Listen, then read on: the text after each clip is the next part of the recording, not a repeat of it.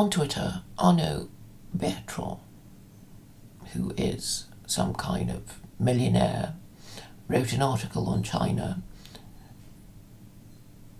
and it's full of mistakes in my view.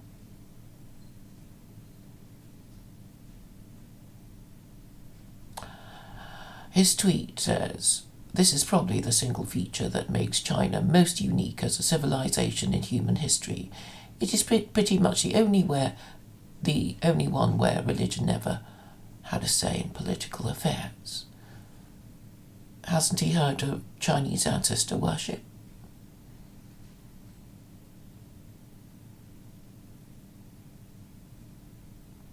Or Taoism? He continues, "We often wrongly believe that China's secularism came from communism, but this can be more wrong. The roots are far, far more ancient than this." So now we come to examine the meaning of secularism. Secularism just means making up your own rules as you go along and not following any holy book. To continue, think about any other civilization: India, Persia, ancient Egypt, European civilization, the Incas. They all had a priestly class that held considerable political power. China? Never. Well, that's because China from the earliest, Confucius was a political scientist.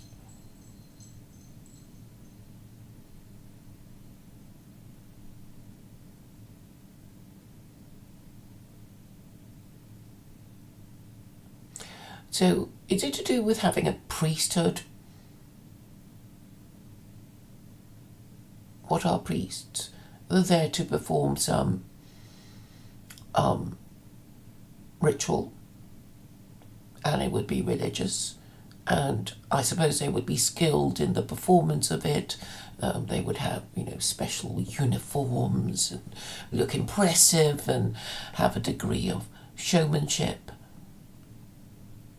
And those of them who are powerful have the king's ear and may even advise him, but ultimately the king, when displeased, if displeased by the priest, holds the ultimate power. Unless you are the Archbishop of Canterbury in Catholic times in Europe before the Reformation, then the Archbishop of Canterbury wouldn't be working for the king, but would be working for the Pope. And this is something people don't understand. That is what gave that office the power. When the Archbishop of Canterbury wasn't taking orders from the monarch, but to the Pope in Rome, and predictably one of them got fed up with it and said, "No, you're going to be listening to me, Archbishop of Canterbury. You're going to be taking orders from me because I'm the supreme governor of the Church of England," as Henry VIII said. Now, to continue on reading the tweet of Arnaud Betrand.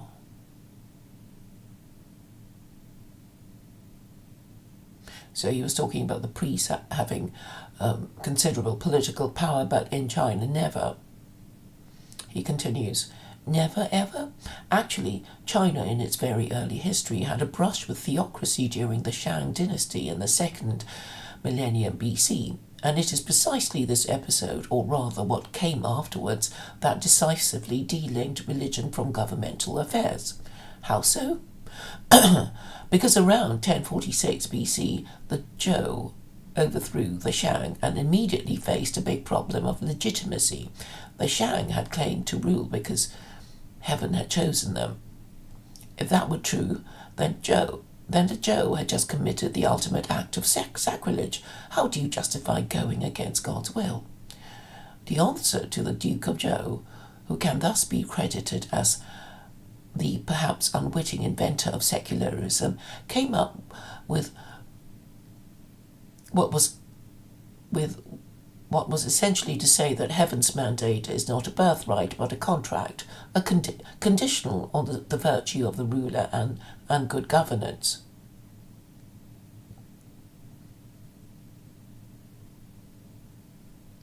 So the mandate of heaven is the idea that every emperor begins his reign with a mandate of heaven, but it is conditional and can be withdrawn if that emperor misgoverns his realm. And the signs of it being withdrawn would be natural disaster, pestilence, famine, invasion, and rebellion.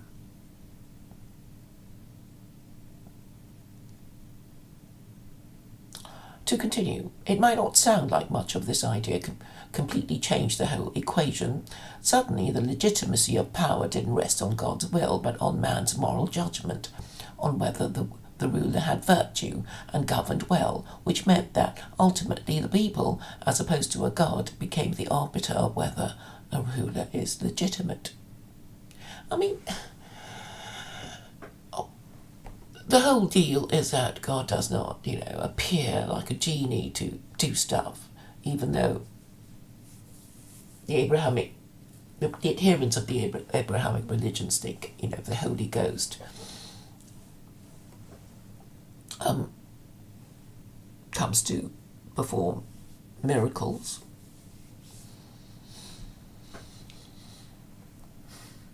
But the point is, for those who believe in God, they will think that, and I can think of an example. Rabbi Mizrahi says Muslims are sent to punish sinning Jews. And even E. Michael Jones has said that Muslims are the scourge of God to Christians who abort their babies. So it's already merged. There are quite a few laws that are merged, that secular people who don't believe in God would agree. They would agree on the prohibition against murder, theft, sexual immorality, though they might disagree about what sexual morality meant. To continue, if there is one single decision that most shaped China's destiny as a civilization, it's probably this one. And as I explained in my latest article, it ultimately shaped all of us in profound ways, through a chain of events involving Jesuit missionaries, Voltaire, and what French Enlightenment thinkers called argument chinois, the Chinese argument. It is this very idea that ended up secularizing Europe too, and drove the Enlightenment movement. Wow, is Betrand giving credit to China for the secularism, the laïcité of the French?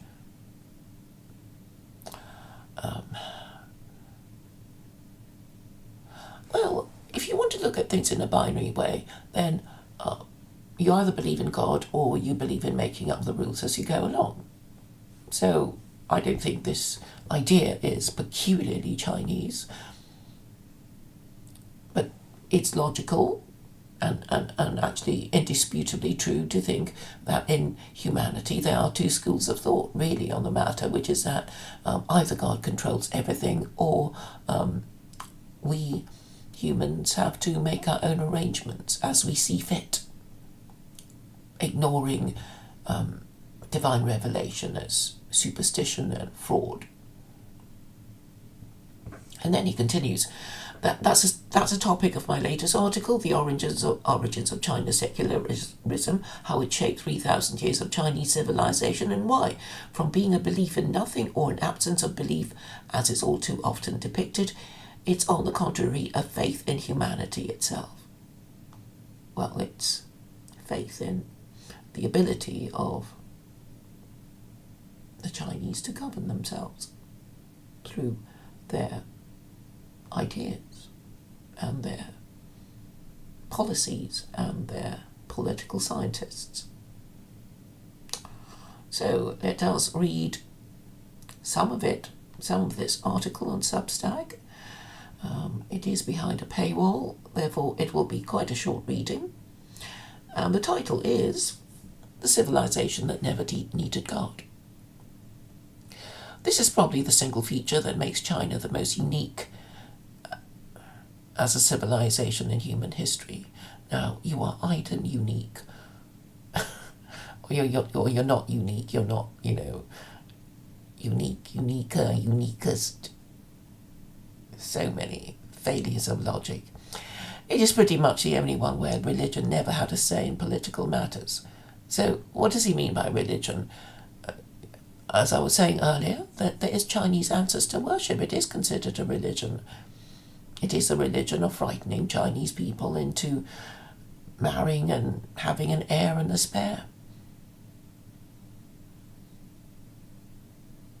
Which is what patriarchy is, isn't it? Think about any other civilization, India, Persia. I'm rereading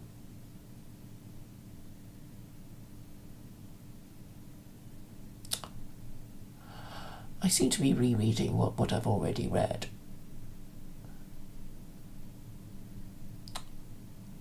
Yeah, so I'm not going to pay to read it. I just wanted to say that really there are people who think it is useful to believe in God, or make most people believe in God if you're in government. And I think on the whole, it would be logical to think that there are more people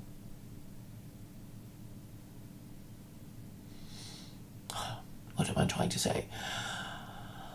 Well, in theory, it's 50-50 about people who reject God and people who want to believe in God. But government has a casting vote, so the government can say, we are the people who believe in God, and we will have laws that are in harmony with God's commandments. And then people would follow suit. But what we have now in the West is this halfway house between America saying that they are, one nation under God, trusting in God, but obviously not believing in it and not wanting to say anything about it because of the First Amendment. So the First Amendment forbids any establishment of a religion, and I'm saying, well, secular Quranism is only a legal system, it's not a religion. I'm not Muslim, I'm agnostic, and if you ask Muslims, they will say that secular Quranism is not Islam. So there you have it. I have the perfect product for the purpose of making America good again.